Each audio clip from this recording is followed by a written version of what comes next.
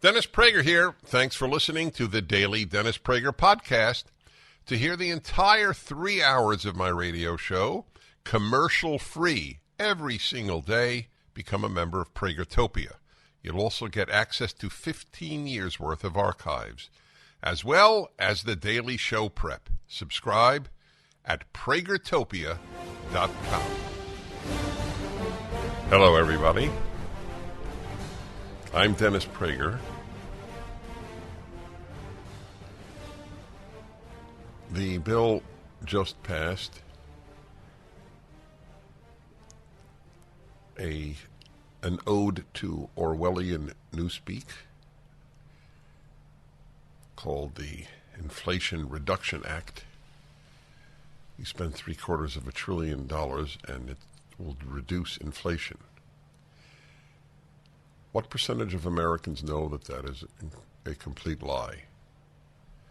Is complete lie, by the way, redundant? Are there partial lies? I guess there are. It's like when they say on the airplane, this plane is completely full.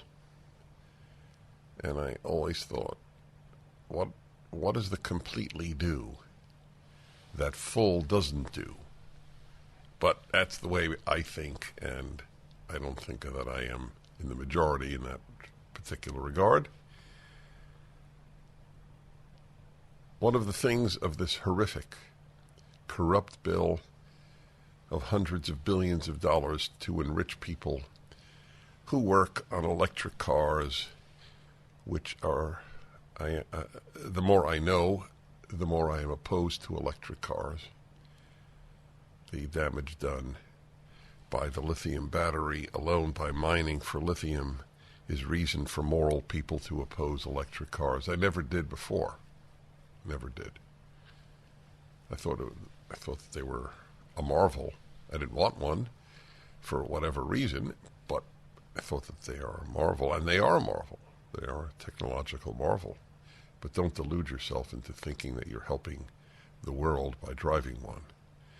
Anyway, saying don't delude yourself to half of the United States and half of the world is, as the Hungarians say, like peeing in the ocean.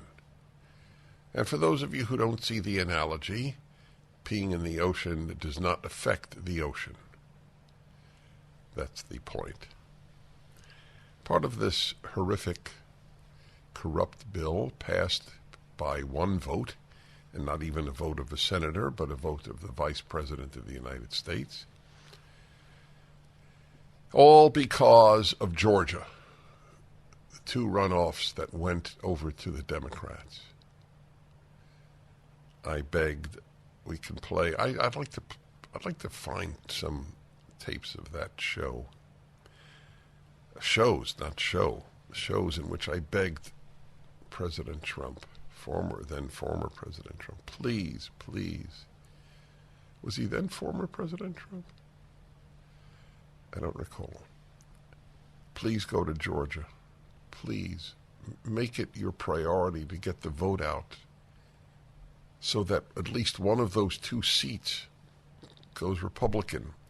This country will be damaged perhaps beyond repair, certainly in the foreseeable future, if they get control of the Senate thanks to the vice president being a Democrat.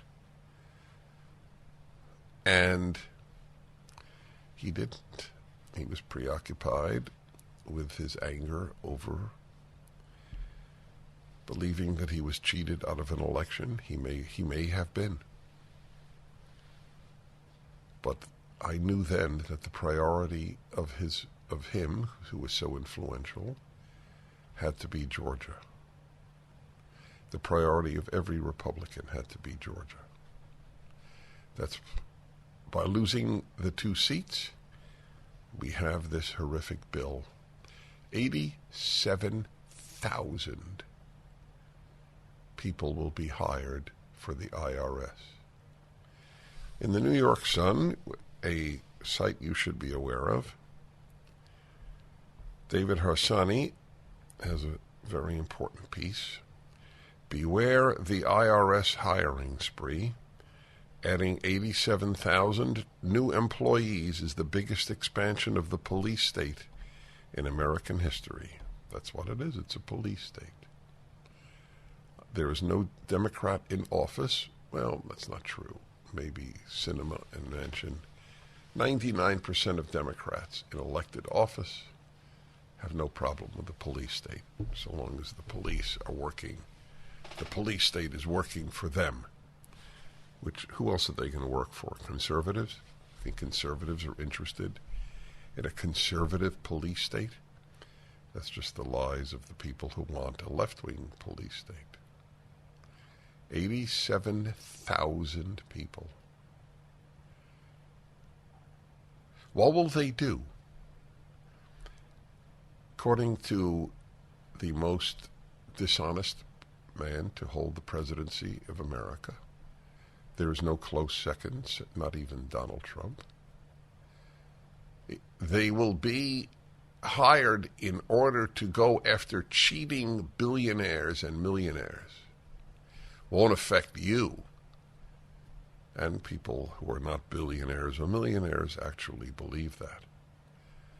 As David Hashadi makes clear in his article, though, there aren't enough billionaires and millionaires to give these people full-time work. So what are they going to do? Play video games at work?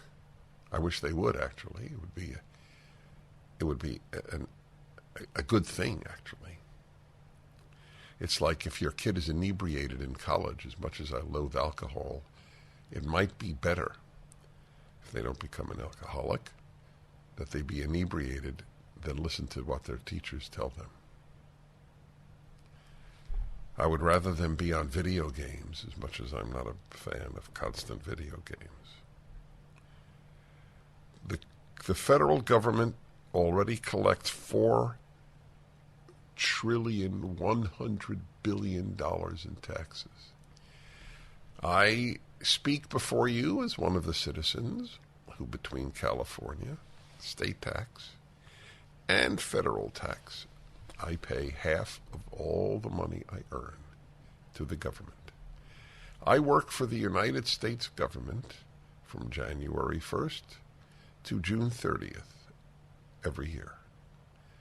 Every penny I earn in the first half of the year goes to the state. To the state. The greatest author of evil in history has been big government.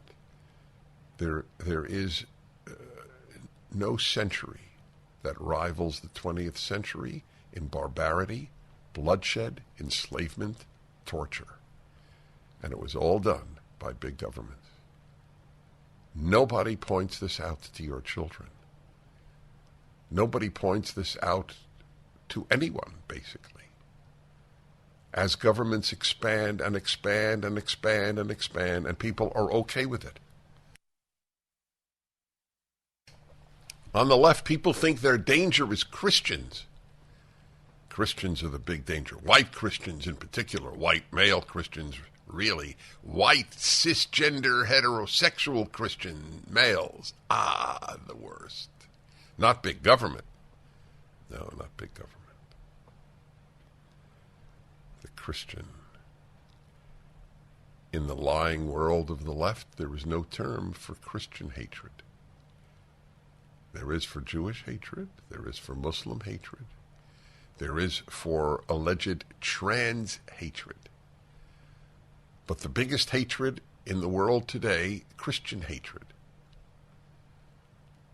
More Christians are being killed for being Christian than any other group I know of being killed for being that group, with the possible exception of the Muslim Uyghurs in China, which bothers the left as much as the pimple on my elbow does.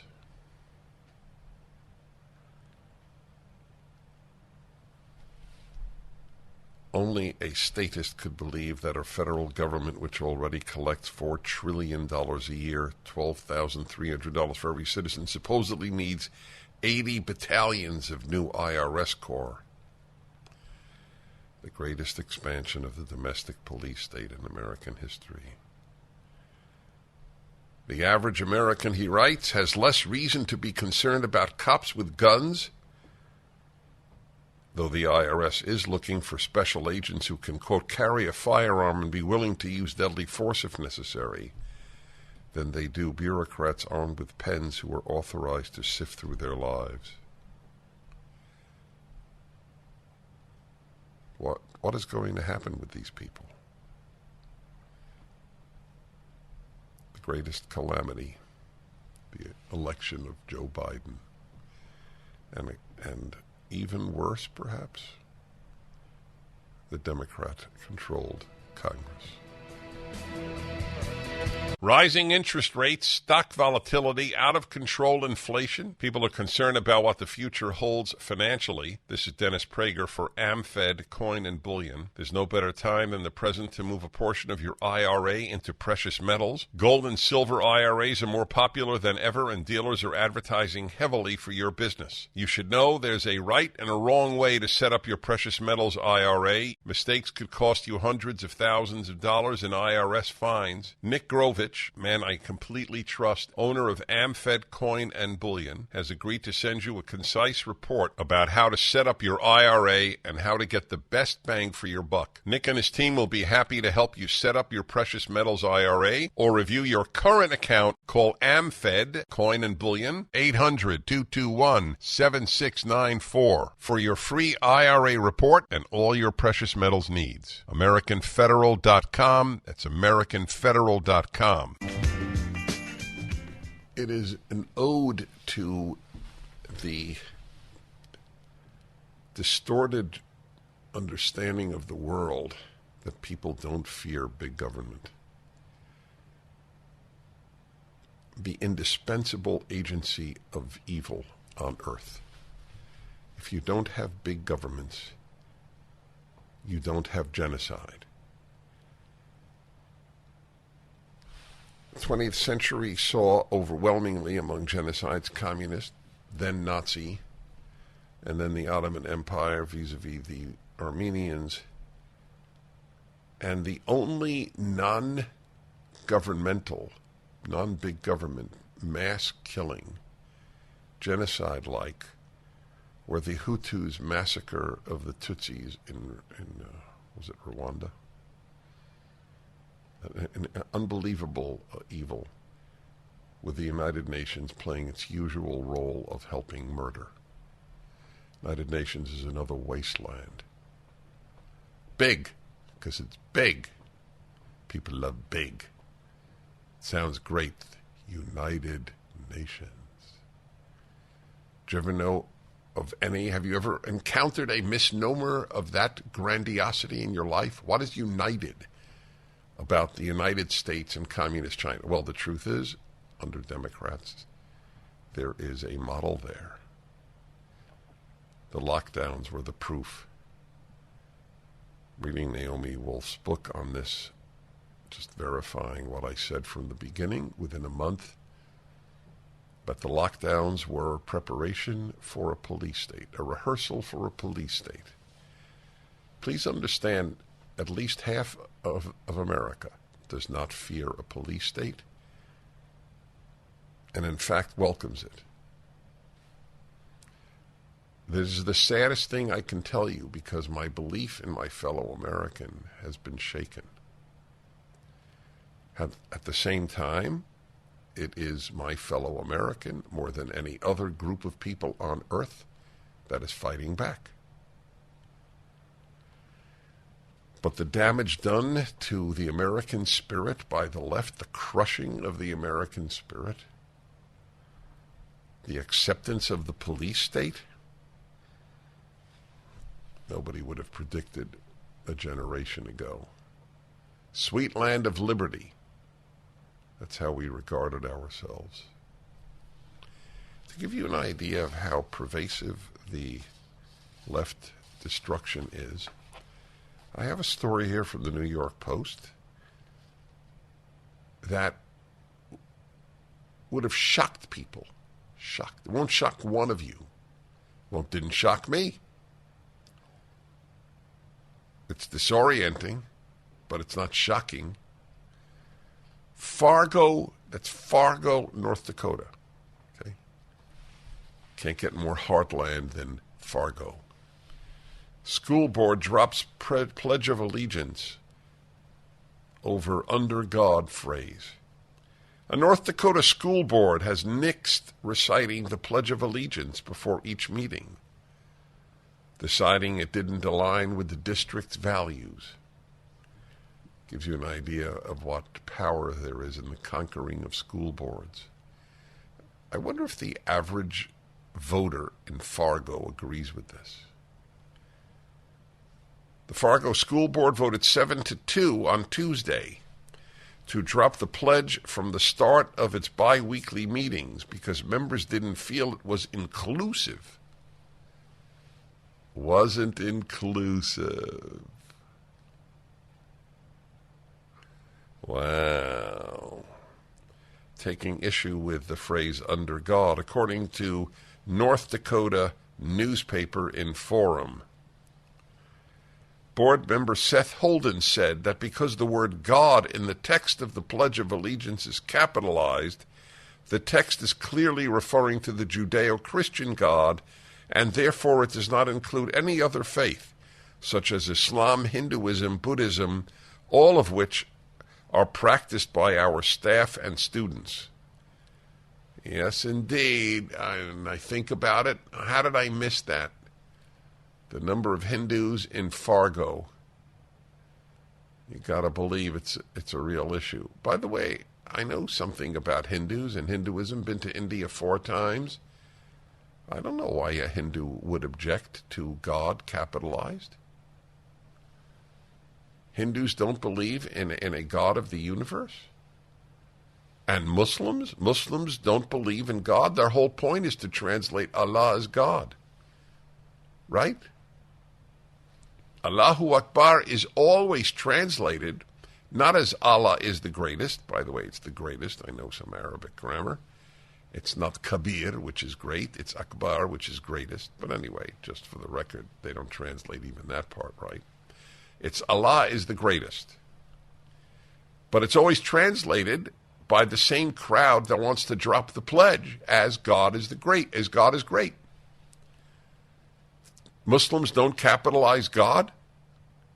These people lie. Aside from destroy America, they lie in doing so. Now, it's true, Buddhists don't believe in God with the capital G.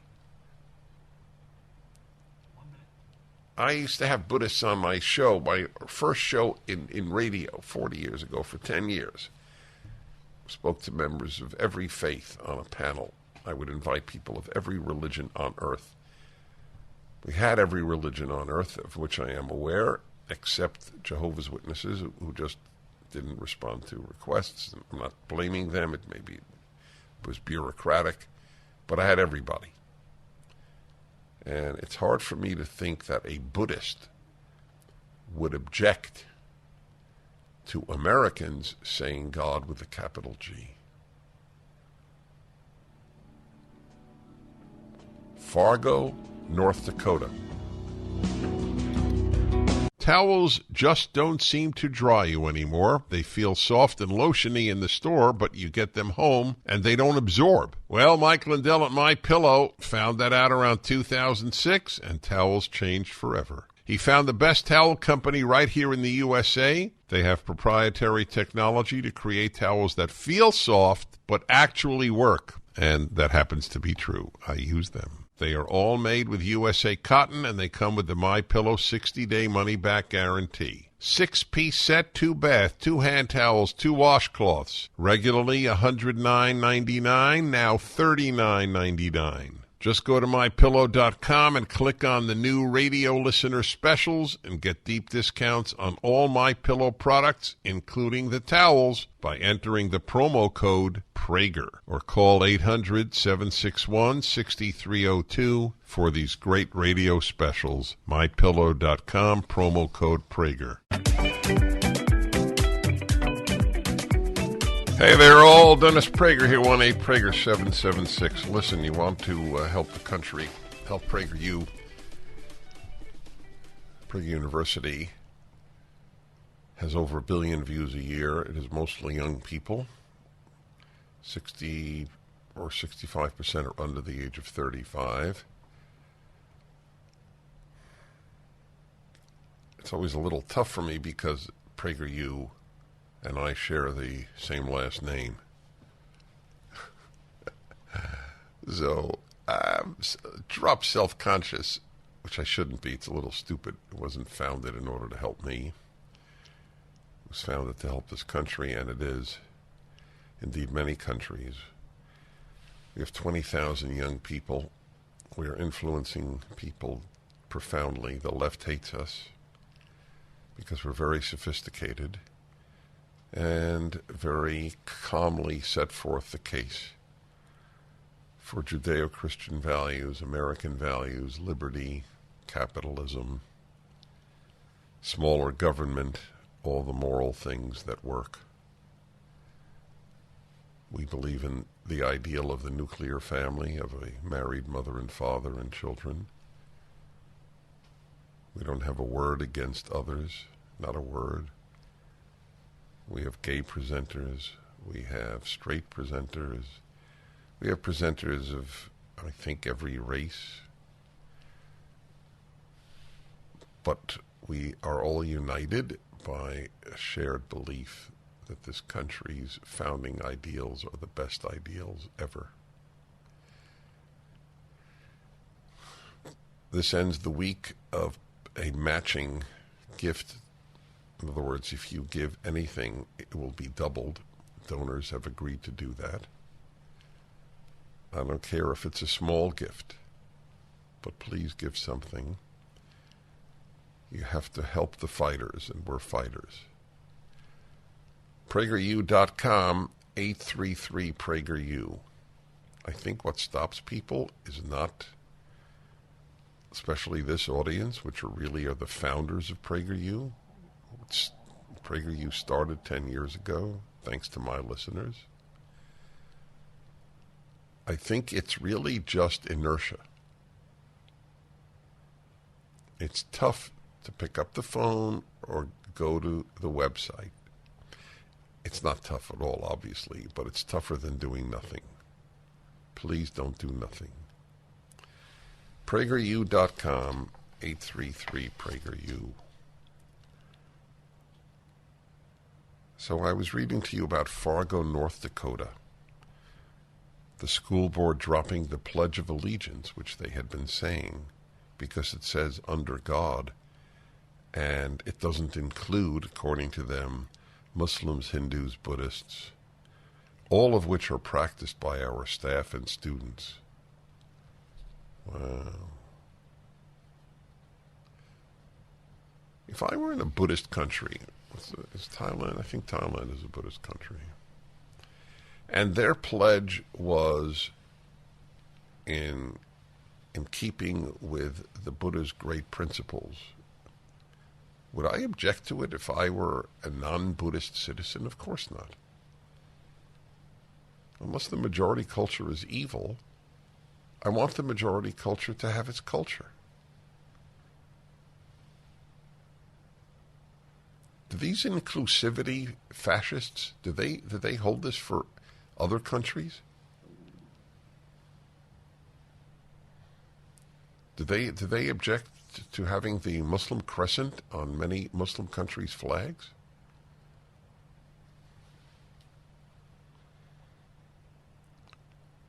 Holden said, this is the board member Seth Holden in Fargo, it excluded, that is, One Nation Under God, it excluded those in Fargo schools who don't believe in God.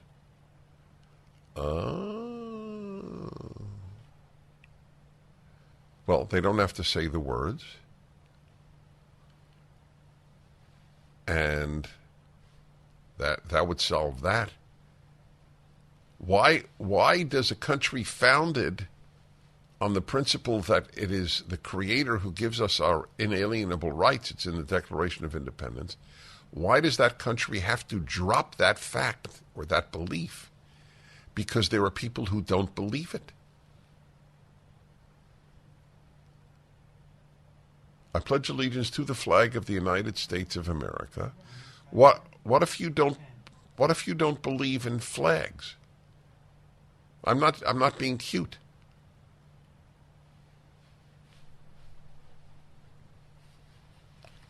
The fools, the well-educated fools, even in Fargo.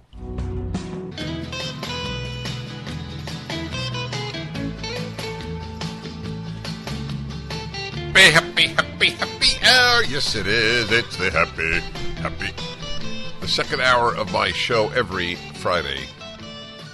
Come hell or high water. Frogs, lice, vermin, smiting of the firstborn. We still have the happiness hour.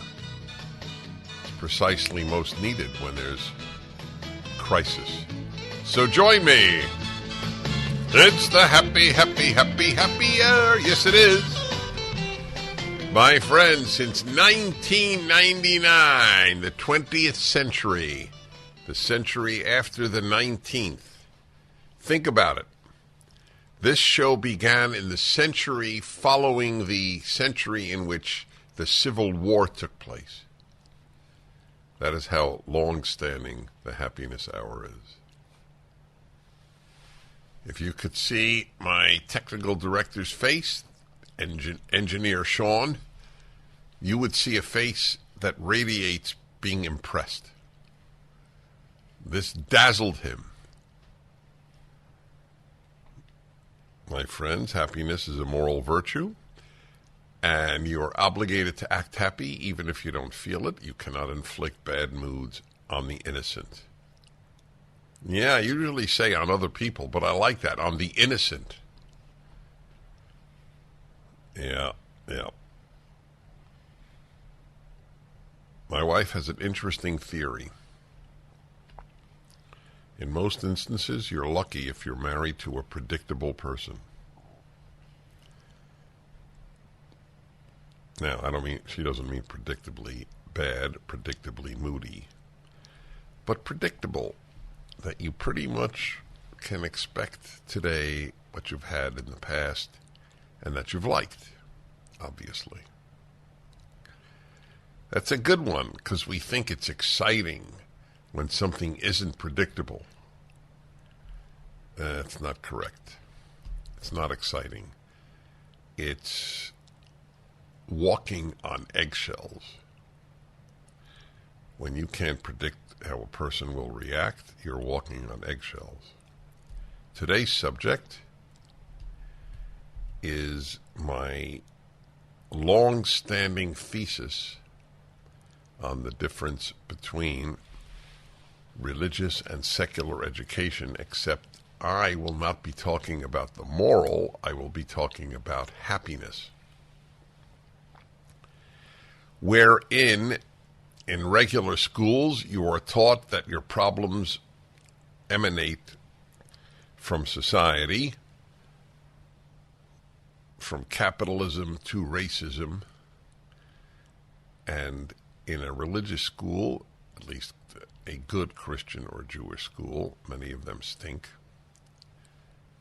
you will be taught that the greatest obstacle in life, the thing you must fight, is you. So today's happiness theme is precisely that. You can't be happy if you don't fight you. How many people have told you that? Probably close to zero. Maybe zero. How many people teach that to kids? People ask me, they've called and said, Dennis, we're having a child. Any recommendation? And I always have the same. Yes, stress self-control over self-esteem. Then you will have a better human being and a happier human being. How highly you esteem yourself is not quite as important as conquering your nature. Happiness is a battle. All good things are battles.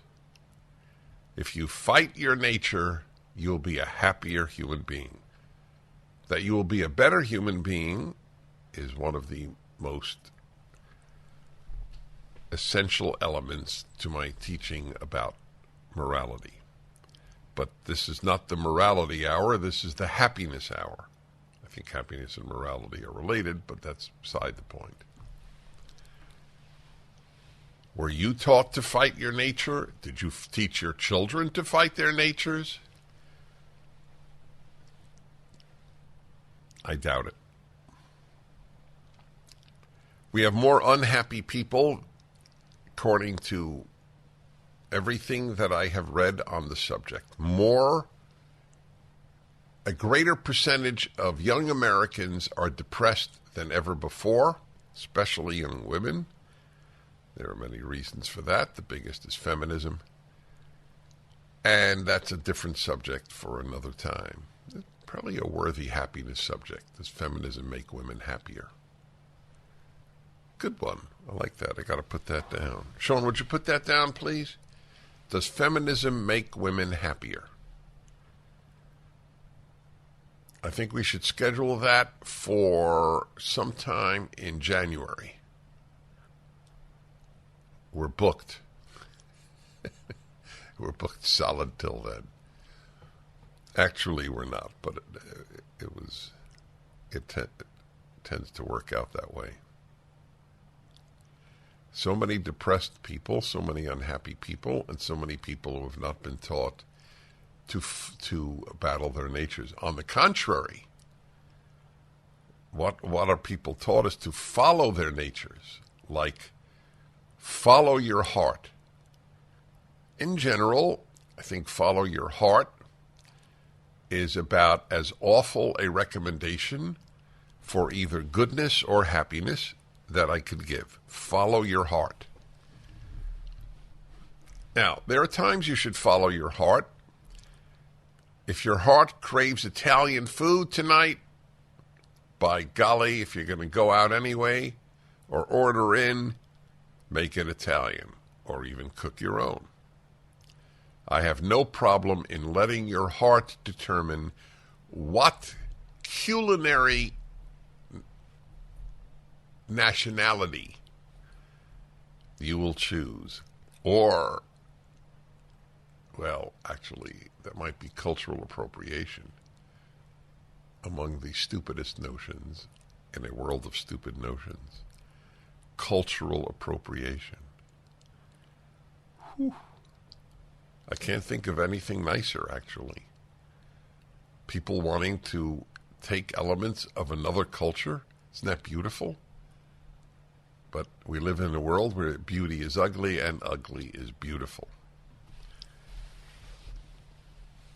Follow your heart is about as bad a piece of advice with regard to happiness as it is with regard to decency. Really, follow your heart. I always love it. And I'm being a bit tongue-in-cheek here. However, that notion developed tongue-in-cheek. When a Hollywood, usually an actress, who wins the Academy Award will get up in the days before the left killed the Academy Awards, when they actually spoke about themselves and not the country as a cesspool. And it would be a typical statement, I was a little girl in name it, Frankfort, Kentucky, the outskirts of Frankfort, Kentucky. And I dreamed a dream. And that dream is what got me here today. You follow your dreams. But of course, if you follow your dreams, the odds still remain very, very remote that you will win an Academy Award. And I'll tell you why. Only one actress, if they still have the term, can win an Academy Award a year. Given that 165 million Americans are female, I do believe in the binary definition of the human species, sexually speaking. Given that 165 million Americans are female and one of them will win Best Actress, and if you include supporting actress, 2. So the chances are 2 out of 165 million that you will be giving an Academy Award speech. So the winner saying to young women, to girls, you just follow your dream, is not a practical piece of advice. Just isn't. Better advice to 99% of young women is find a good man. Who's going to say that at college or an Academy Award winner's address? Marry a good man. 1-8-PRAGER-776. Fight your nature. An ape like me, Scooby-Dooby-Dooby, can learn to be human too.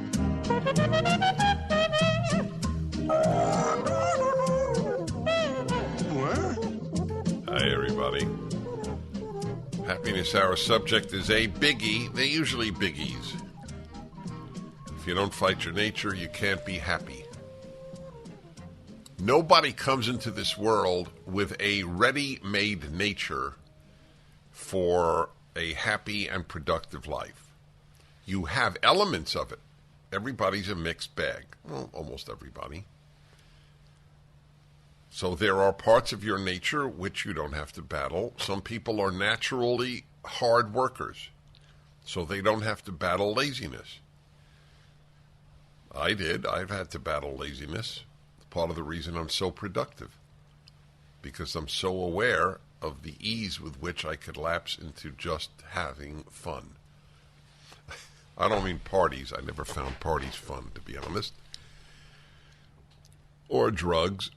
But the fun of my hobbies, for example, just the fun of hanging out with people, watching movies. I mean, there's an endless supply of things that are fun. So if you're lazy, you can truly fulfill it. How many people have to battle their eating habits? Or any addiction. Addiction is part of nature. 12-step people know that the route to happiness is battling their nature. Were you taught this by your parents, by the way? Did you teach this to your children? You want to be a happy and or productive human being, you have to battle your nature. 1-8-PRAGER-776. Do you battle your nature? Do you ever think about it? 877-243-7776. Most interested in hearing from your experience. I've learned an immense amount in my 40 years of broadcasting, 40 years this month. Hard to believe. 40 years ago doesn't seem that long ago. 40 years from now seems like an eternity. Right? Isn't that the way it works? When you think future, it's much longer.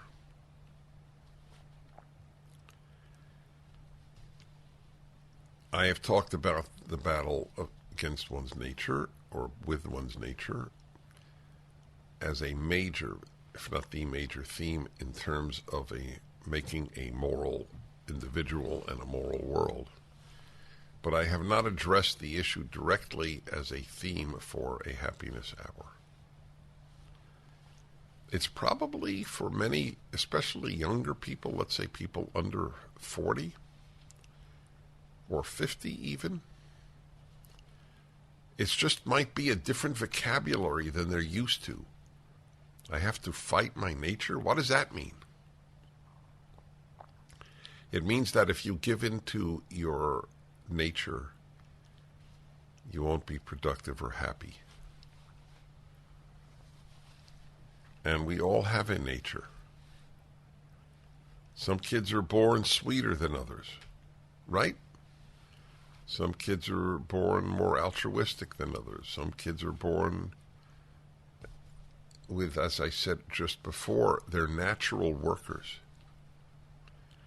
Boy, are we born with natures. Oh, my God. And by the way, there can be very positive elements to your nature. It's not just bad stuff, but it's the bad stuff that we have to fight. Male nature is not monogamous.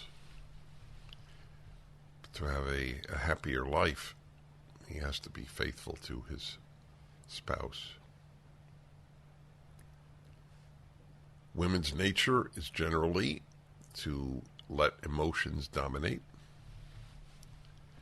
They won't be happy if they let their emotions dominate. If you let your nature dominate you, your chances of being happy are reduced significantly. Okay, let's see here.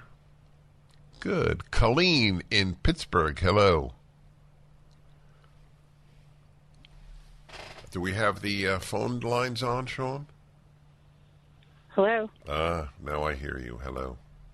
Hi. Great to talk to you. Thank you. So, growing up, my siblings and I, there were 4 of us, we fought a lot, and it was almost to the border of just almost abuse. And my parents just kind of allowed it. And so when I had kids, I decided that was not going to happen with my kids. I wanted them to be close and affectionate and love each other. So when they would fight, I would make them hug each other, and I would set the microwave timer for 5 minutes, and they would have to stand there or sit there and hug each other until it got silly, actually. They would start tickling each other and have fun. But the point is that it definitely reprogrammed them and made them become friends, and now they're 25, 27, and 22 and are the best of friends. And I think that deliberately doing that was really important. Well, that's very not only interesting, it's really commendable, because a lot of people repeat the errors of their childhood, and you undid them. Yes, intentionally, absolutely. Do you have siblings? Yes. Oh yeah, of course you do. They're the ones who you fought with. Did they learn the same lesson from your childhood as you did? I would say my older brother, who I was the most antagonistic from, did not. His 2 daughters definitely fought a lot. My sister, unfortunately, couldn't have kids, and my brother has 6 boys, and they are very close. Very interesting. Well, thank you so much. Very good call. And that's a good example of having kids fight their nature. The amount of teasing, which is not good-natured always, in sibling rivalry is an example. I knew a woman many, many years ago. She worked for me, and we were quite close, aside from working for me. Not at a company, just personally. And one day, I said to her, she was wearing a skirt, not a particularly short skirt, just a skirt. And I just wanted to say something kind about her looks to her. And I said, you really have nice legs. Something you could say at that time and not be arrested. And she started to cry. I'll tell you why when we return. The Dennis Prager Show. The sun come shining through for you. Light up your face with gladness high. So I was telling you a story based on the last call. It's the Happiness Hour and Dennis Prager. The last caller spoke about how she fought with her siblings, brothers, it seems. Well, there was also a sister when she grew up. And the subject is controlling your nature, battling your nature is essential to being happy, to having a happy life. And when I think about siblings teasing siblings and the damage it can do, I think of this story. So this woman who worked with me many years ago, when you could actually be human in the best sense of the word, I said to her when it was privately, I said to her, she was wearing a skirt, and I told her she had good legs, or nice legs, because I knew that, and I was right, that in her case, she needed to have some bolstering of her self-esteem with regard to her looks, which were fine, but that doesn't mean anything to a lot of women. Anyway, I said that to her, and she started to cry. I had no idea why. I said, I'm sorry, did that bother you? No, she said, the opposite. The reason it so affected me was my older brothers used to always say my legs were like tree stumps. And that is how I continue to regard my legs. So when you said they were nice legs, I just was just so taken aback. It hits such a sensitive spot in me. And the only reason I tell you folks that story is to point out that the last caller was right in not having her kids fight each other or mistreat each other. I have often believed that the law in the Bible, love the stranger, begins in the family.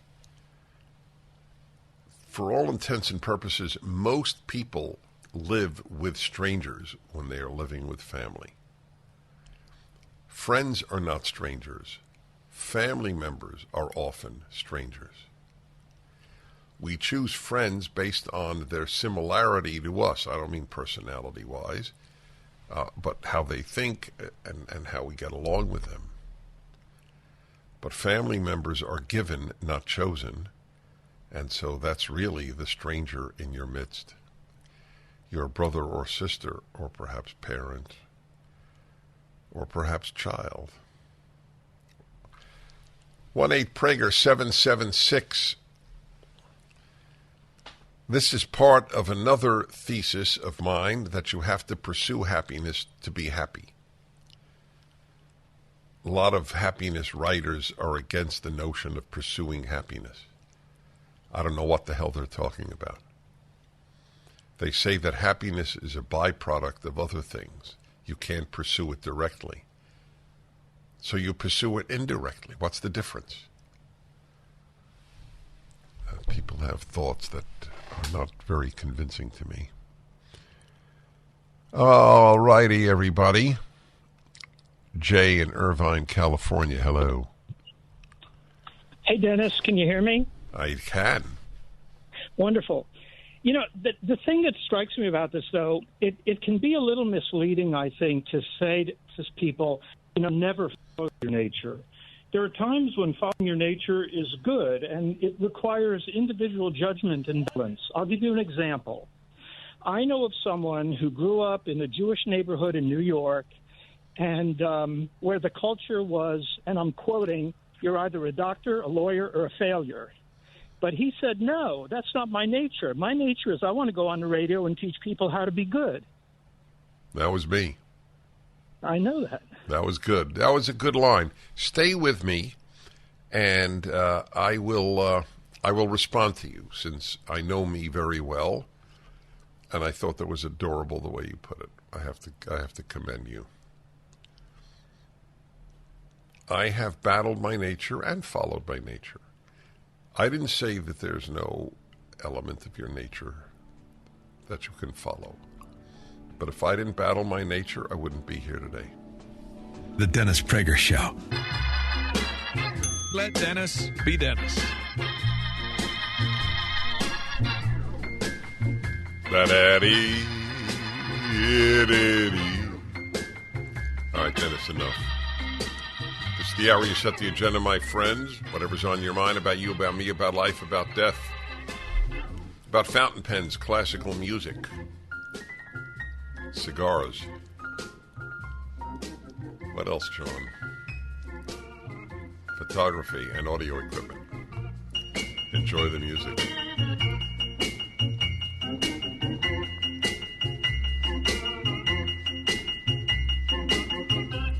Yep, everybody, good to be with you. I'm Dennis Prager. This is the final hour of the week, and it is the You Set the Agenda hour.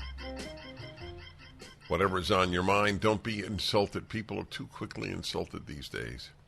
Don't be hurt, don't be insulted, don't be offended. If I drop your call before I take it, it doesn't reflect on you at all. It may reflect on me, for that matter. But obviously, I want to take subjects that I think will be of general interest, or ones that if I talked about it all week, I may not want to talk about it the third hour on Friday. Okay. Let's see here. Where was there? Oh, yes, this is interesting. Erie, Pennsylvania. Howard, hello. Hey, Dennis, how are you? I'm actually pretty excited I got through. Thank you. I am, too.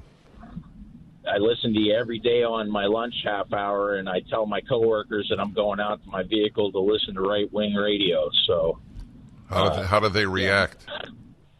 Some of them laugh. Actually, a lot of them see things the same way I do, so they just don't get as long as a lunch break as I do. Right.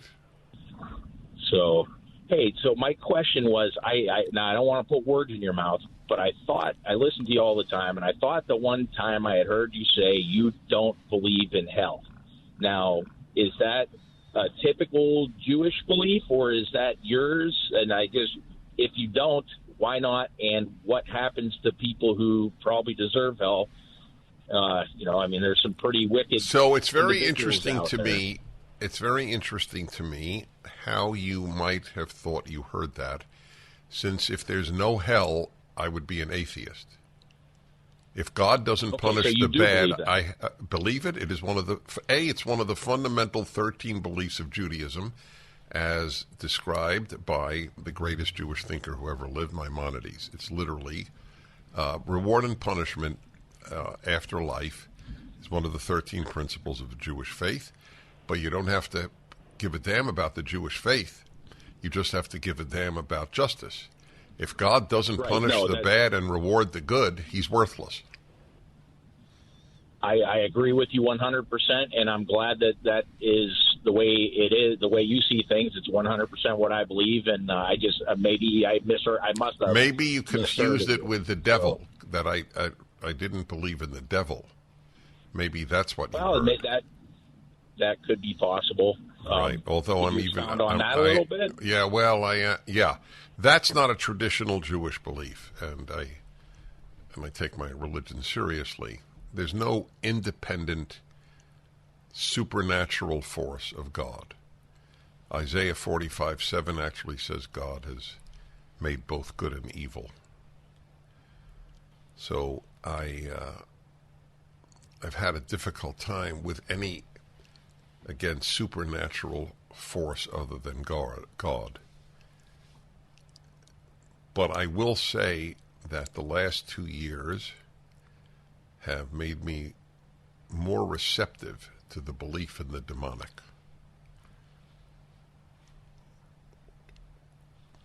I will leave it at that.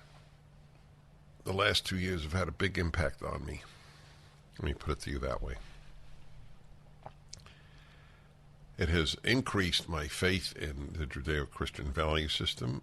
It has increased my admiration for the founders of America, who are great, unbelievably great men. And at the same time, I have lost faith in virtually every institution in this country, from the American Medical Association to the American Bar Association to the American Psychiatric Association to the FBI and the CIA, etc. Not to mention the CDC, FDA, NIH. They're all corrupt. All. It's really, really distressing. Bad or mediocre people. Mediocre people become bad people because you have to be strong to be good. Right? I don't think the heads of the American Medical Association wake up and ask, how can I be bad? They're nothings who love prestige and have gone the way of destruction. American Medical Association announcing that birth certificates should not list the sex of a child because it's unknown. Right? That's the American Medical Association. And it has seeped down to too many doctors who acted so sheep-like the last 2 years that has also been distressing. It's okay. I can live with distress.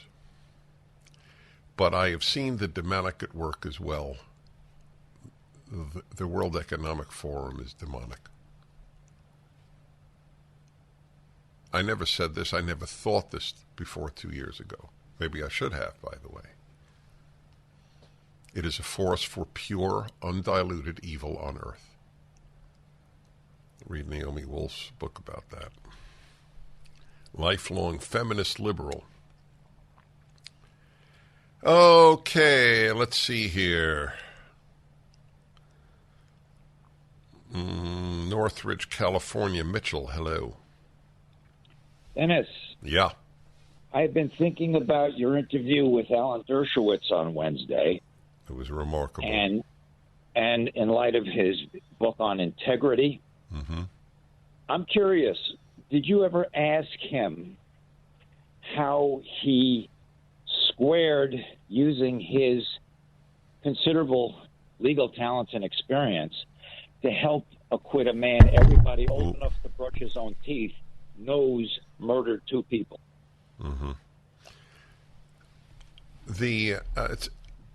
It's a fair question, but I'll give you an insight into what I ask or don't ask in interviews. I tend not to ask questions to which I think I know the answer. I really try to learn either facts or about the person, and I'm almost certain I know what he would answer. Everybody deserves defense. That is the American system. And what am I going to say? Well, they only deserve mediocre or average attorneys. They don't deserve a great attorney. Now, personally, I couldn't do it, I have to say. I could not be a criminal defense attorney. I admit it. I can't. I personally found it hard in high school when I was on the debating team. I found it hard to debate on behalf of things I didn't believe in.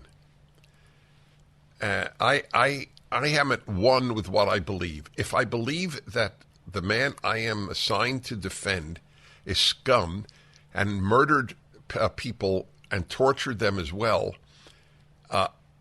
I can't devote my life to defending such people. Maybe somebody should. Obviously, somebody should. I couldn't do it. But what am I going to say to Alan Dershowitz? What in your nature allows you to defend people you know murdered? By the way, I might ask it now that you mentioned it, but I think I know his answer. They deserve a defense, and they don't only deserve mediocre attorneys. So, however, yeah, that's a different issue from him investing his time, energy, talent. Well, so right. So I said he'll give me. I think I know his answer. So in other words, Dennis, what you're saying is only mediocre attorneys should represent accused criminals. Well, that doesn't mean that whoever joined the team would necessarily be mediocre. All right. Well, they're less talented than Dershowitz, or you wouldn't have asked the question. I'm not sure that that's what you said. No, it is. It's what you're saying. You just said, why would you invest your extraordinary talents in defending bad people? So yes, then, there are other yes, there are other attorneys with extraordinary talent and experience. Oh, okay. So it's okay for them to, but not me, Alan? Me, Alan Yes. Dershowitz? Is that what you're saying? Because I know this man is scum. He murdered 2 All human right. beings. Well, so the other wonderful attorneys also know he's scum. Okay, but that's their problem. That's not Dershowitz's Well, problem. all right then, but he'll say it's society's problem if they don't have attorneys.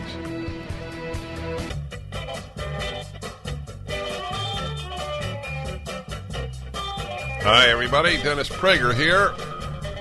Whatever's on your mind. I want to remind you it's the final day of the matching grant if you give money to PragerU to continue fighting for this country. And it's been uniquely successful. It's not the only success, but the dimensions have been remarkable. 1 billion views a year. Fighting being shadow banned, sometimes outright censored. We are influencing a lot of young people in America and, for that matter, around the world. Please help PragerU. Everything we produce is free.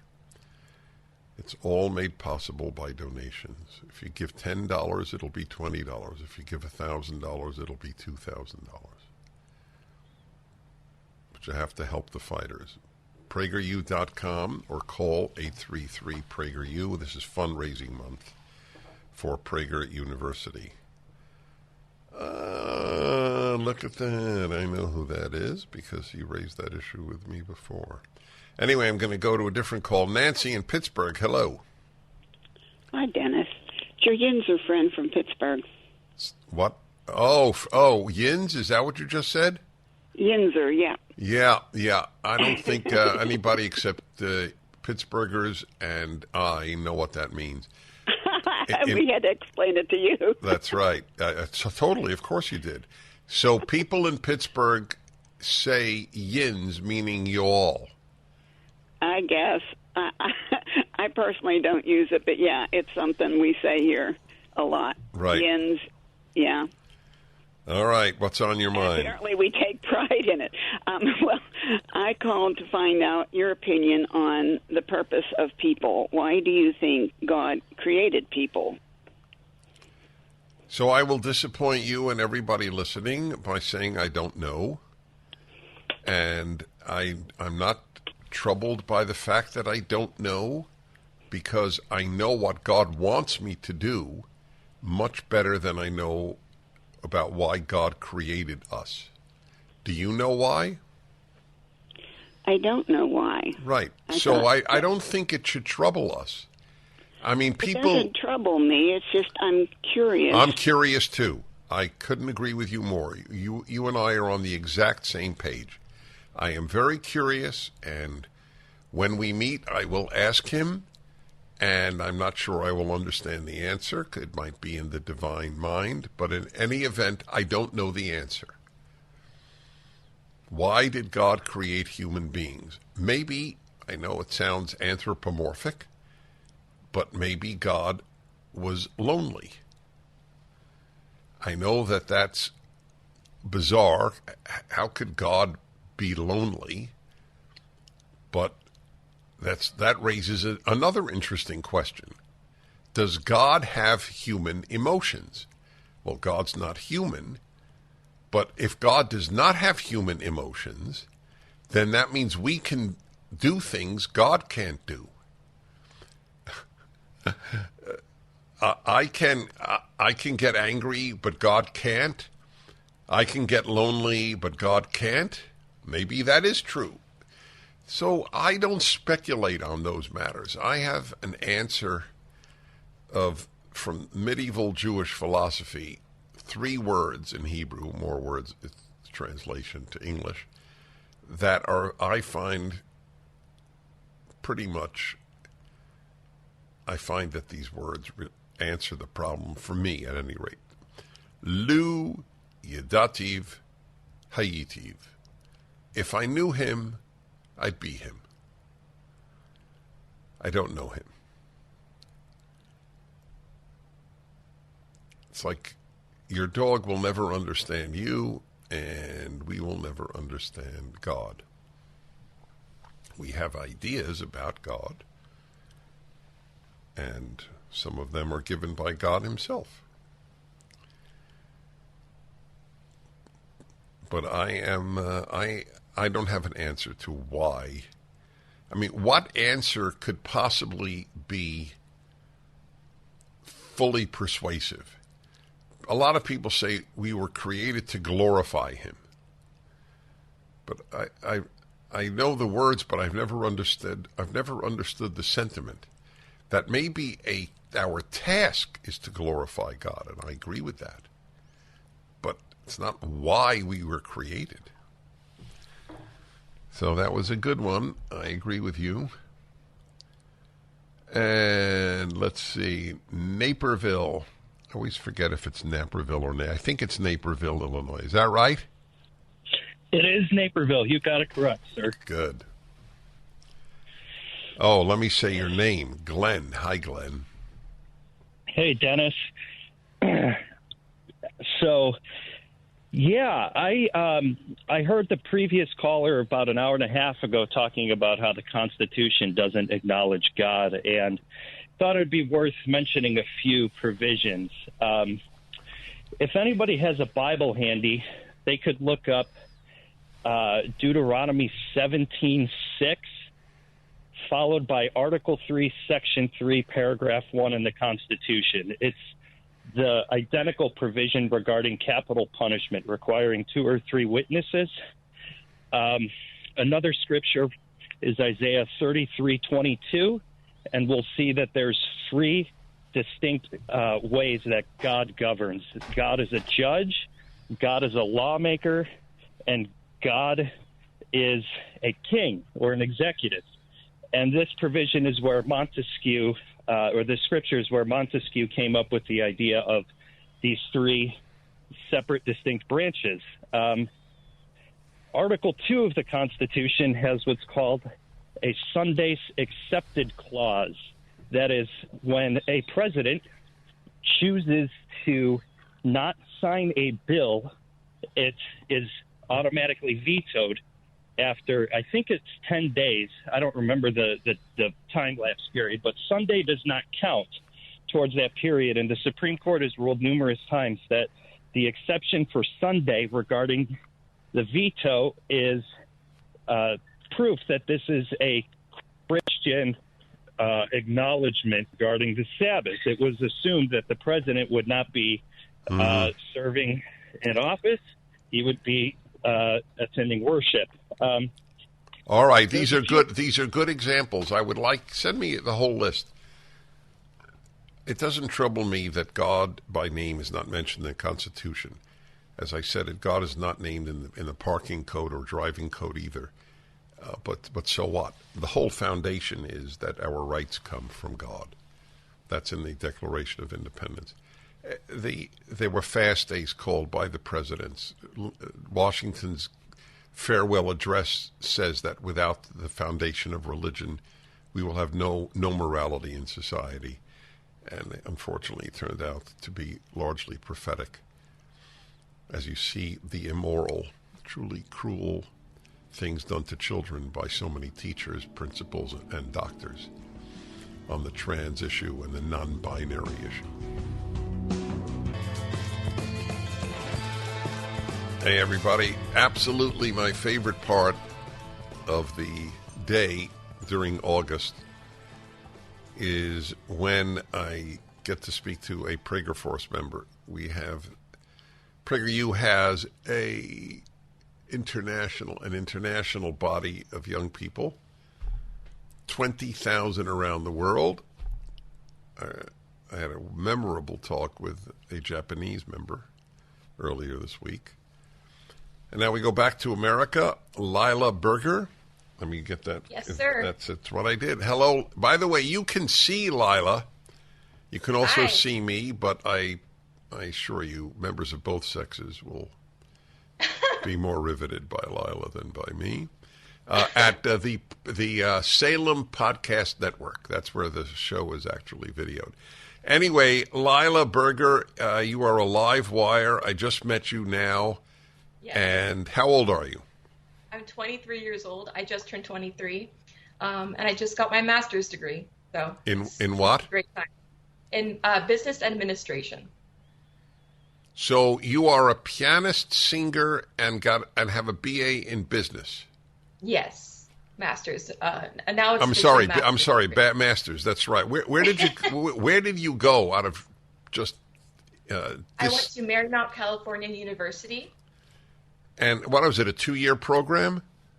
It was a 4-year program, but the +1 program added the master's degree too. When did you discover PragerU? I discovered PragerU through Candace Owens. I saw clips of her on YouTube, compilations of her, being the iconic person that she is. And I figured out that she was connected to PragerU, and I went to PragerU. And I just became infatuated by the content they had and how sensical it is, how educational it is. It's amazing. PragerU is amazing. Nice to hear. I agree with you. It is amazing. Yeah. It is. It's beyond any dream I could have had. I mean, it has done so many good things and affected so many people. So, were you raised conservative?